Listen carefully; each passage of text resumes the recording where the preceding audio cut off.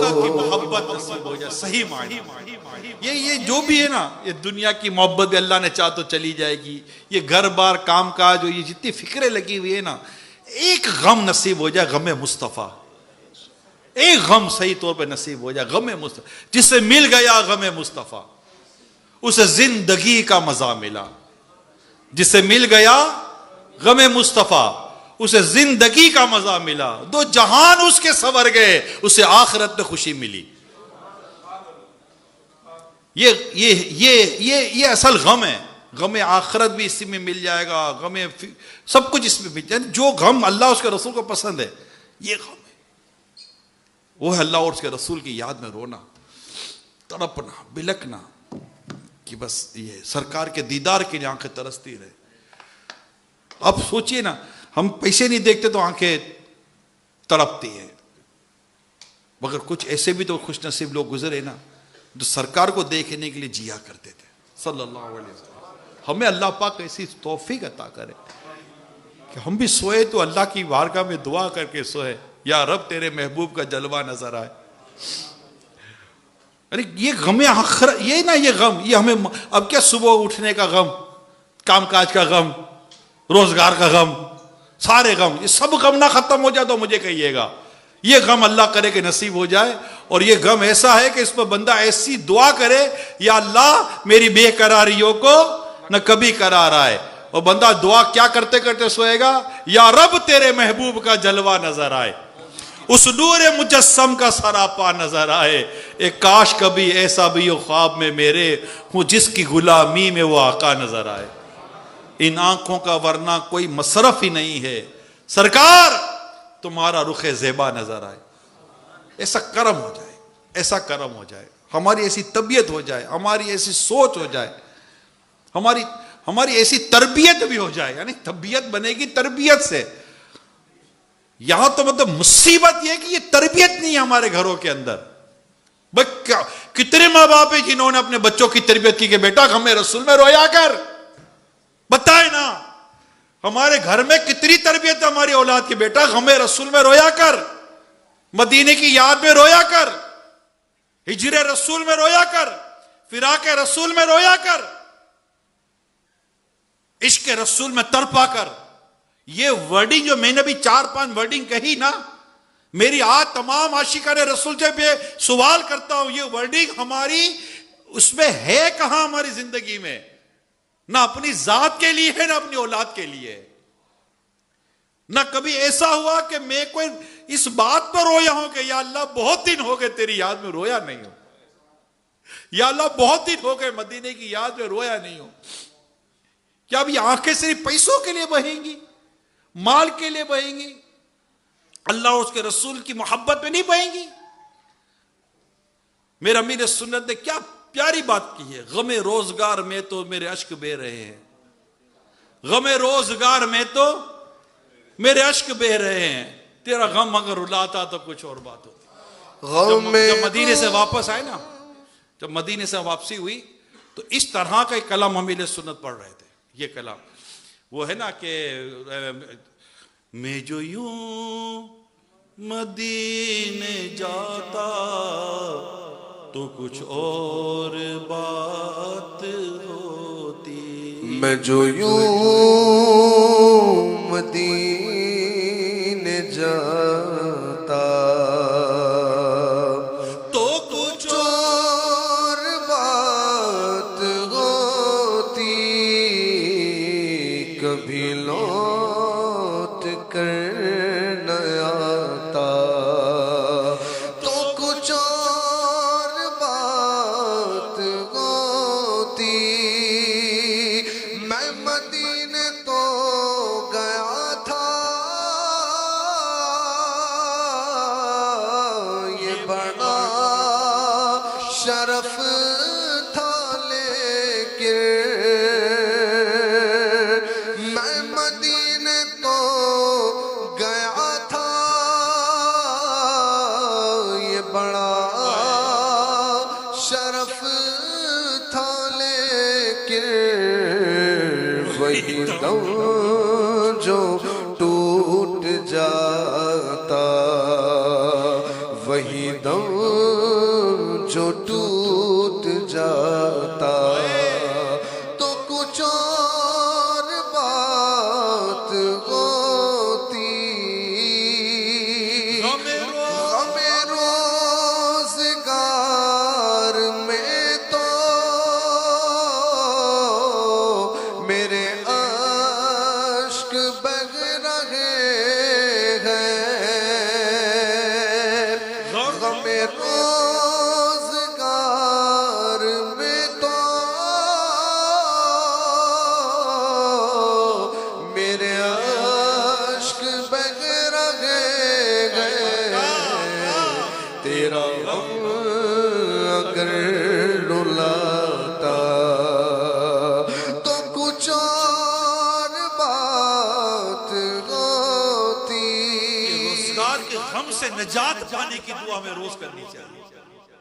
یا اللہ غم روزگار سے بچا، تیرے غم میں تیرا عطار رہے ہر گھڑی گرفتار، غم مال سے بچانا مدنی مدینے والے۔ اور اعلیٰ حضرت کیا خوب لکھتے ہیں، کانٹا میرے جگر سے غم روزگار کا، کانٹا میرے جگر سے غم روزگار کا، یوں کھینچ لیجئے کہ جگر کو خبر نہ ہو۔ کانٹا میرے جگر سے غم روزگار کا، یوں کھینچ لیجئے کہ جگر کو خبر نہ ہو۔ پر اگر میں خالی بیان کرتا رہوں نا آپ کو روزگار کے جو موضوع پر جو ہمارے بزرگوں نے جو بیان کیا، جو اشعار لکھے، خود اعلیٰ حضرت کا ایک شعر یاد آ گیا، فکر معاش بد بلا۔ یہ جو آج ہم پھنسے ہوئے نا، یہ کمانے کی فکر ہے۔ پتہ ہے کہ اتنی چیزیں ہم نے داؤ پہ لگائی ہوئی ہیں اپنی دنیا بنانے کے چکر میں، آخرت، عقیدہ، نظریہ، ایمانیات کے تعلق سے، اخلاقیات کے تعلق سے، اپنی اسلامک ویلیوز کے تعلق سے، اپنی کمیونٹی ویلیوز کے تعلق سے، اتنی چیزیں ہم نے داؤ پہ لگائی ہوئی ہیں، اتنی چیزیں ہم نے رسک فیکٹر میں ڈالی ہوئی ہیں کہ میں آپ کو کیا عرض کروں۔ اس کی کیا وجہ ہے؟ بنیادی وجہ کیا ہے؟ فکر معاش، فکر معاش بد بلا۔ اعلیٰ حضرت لکھتے ہیں ہولے مات جاں گزار، یعنی جو آخرت کا جو خوف ہے نا، آخرت کا جو معاملہ ہے وہ جان لیوا ہے۔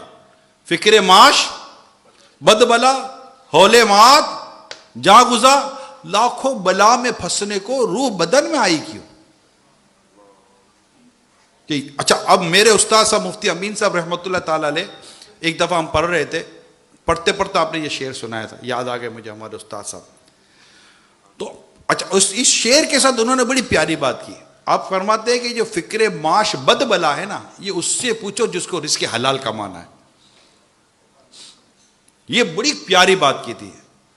ارے جو حرام حلال کی تمیز ہی کوئی نہیں ہے، جائز آئے ناجائز آئے، حرام آئے حلال آئے، ڈرگس کا آئے، سود کا آئے، شراب کا آئے، جوئے کا آئے، کسی بھی چیز کا مال آئے، دھوکہ دے کر آئے، میاں بیوی آپس میں ایک دوسرے کی جھوٹی سپریشن کے نام پر پیسے بٹور لیں، اولاد کے نام پر جھوٹے پیسے بٹور لیں، اپنی جھوٹے ایکسیڈنٹ کے نام پر پیسے بٹور لیں، اپنی جھوٹی انشورنس کے نام پر پیسے بٹور لیں، کسی صورت پیسہ آ جائے لوٹ لو، ارے غیر مسلموں کی حکومت ہے لوٹ لو، ارے کس نے کہا ہے غیر مسلموں کو دھوکہ دینا بھی ناجائز ہے؟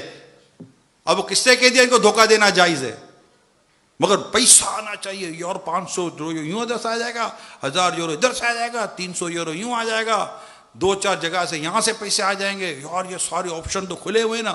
جھوٹ بول کر، دھوکہ دے کر، وعدہ خلافی کر کے، غلط بیانی کر کے، مس کمٹمنٹ کر کے پیسہ لینے کی دھن سوار ہے۔ مارکیٹ میں بیٹھو تو کاٹو، دھوکہ دو، فراڈ کرو، یہ کرو وہ کرو، کوئی جائز ناجائز کی تمیز نہیں، اس کو فکر معاش کیا بولتی ہے یار؟ اس کو فکر معاش کیا بولتی ہے؟ مگر جس کو ایک ذرہ حلال کا کمانا ہے، ایک نوالا حلال کا کھانا ہے، حرام کے مال کی آمیزش، ملاوٹ اس کو نہیں چاہیے اپنے مال کے اندر، اس کو اپنے بیوی بچوں کا پیٹ حلال روزی سے بھرنا ہے، اس کو اپنا پیٹ حلال روزی سے بھرنا ہے. وہ جانتا ہے کہ اگر حرام روزی سے جو شخص حرام غذا سے نشو نما پاتا ہے اس کے لیے جہنم کی آگ بہتر ہے. عبادت قبول نہیں ہوتی اور بہت کچھ نقصانات. یعنی حرام روزی کا نقصان، صدقہ دے تو قبول نہیں. بات سمجھیے، صدقہ دے تو قبول نہیں، خرچ کرے تو برکت نہیں، چھوڑ کے مرا تو عذاب قبر کا سبب بنتا ہے کیا بھلائی حرام مال میں؟ کوئی بھلائی نہیں ہے، مگر بس پڑے ہوئے کما رہے، لے رہے. بینک بیلنس بننا چاہیے. ایسے کو کیا فکر معاش بولتی ہے، لیکن جس کو ایک ایک ذرہ غور کرنا کہ حلال ہے کہ حرام. حرام نہیں چاہیے، ناجائز نہیں چاہیے، جھوٹ نہیں چاہیے، بددیانتی نہیں چاہیے، کرپشن نہیں چاہیے. نہیں، مجھے ایسا کوئی روپیہ پیسہ نہیں چاہیے جس میں اللہ پاک کی نافرمانی ہے، جس میں رسول پاک کی نافرمانی نہیں چاہیے. مجھے ایسا روپیہ تھوکوں گا بھی نہیں اس کے اوپر. میری تھوک پاک ہے، یہ حرام کا روپیہ میں اس پر تھوکوں گا بھی نہیں. کیوں تھوکوں میں؟ نہیں چاہیے ایسا. ایسے کے لیے ہمارے استاد صاحب فرماتے ایسے کے لیے ہے فکر معاش بد بلا. یہ پیسہ کمائے کیسے ایسے حالات کے اندر؟ بیوی بچوں کا پیٹ پالنا آسان نہیں ہے. حلال روزی کے ساتھ علم حاصل، پہلے حلال روزی کے لیے علم حاصل کرے گا نا کہ کیا حلال ہے کیا حرام ہے، اس کی علم حاصل کرے گا. Without knowledge how can you say that کہ میں جو کما رہا ہوں حلال ہے؟ How can? It's near to impossible. You can't say that کہ میں جو کما رہا ہوں حلال ہے، اور جبکہ آپ کے پاس اس کی کوئی نالج، کوئی علم نہیں ہے، اس پر آپ نے کوئی اسٹڈی نہیں کی، کوئی علم دین حاصل نہیں کیا کیا حرام کیا حلال. ہاؤ کین یو سے میں تو حلال کما رہا ہوں؟ ارے بھائی، آپ کہہ رہے تھے ہو جائے گا. معلومات تو لو. تو پہلے اسٹڈی کریں، معلومات کریں، پھر آئے مارکیٹ میں چاروں طرف کیا جو کچھ مارکیٹ کا حال ہے آپ کو بھی پتا ہے، مجھے بھی پتا ہے کہ جو مارکیٹ، ایسی مارکیٹ میں بیٹھنا اور پھر حلال کما کر نکل آنا مشکل نہیں ہے، ناممکن نہیں ہے. دقت ہے، ناممکن نہیں ہے. اللہ پاک جس کو رزق دے اس کے لیے رزق ہے. جو روزی ہے وہ مل کر رہے گی، وہ قادر مطلق ہے. آپ بولو حالات ایسے. پتہ ہے دودھ کہاں سے نکلتا ہے؟ بکری کا.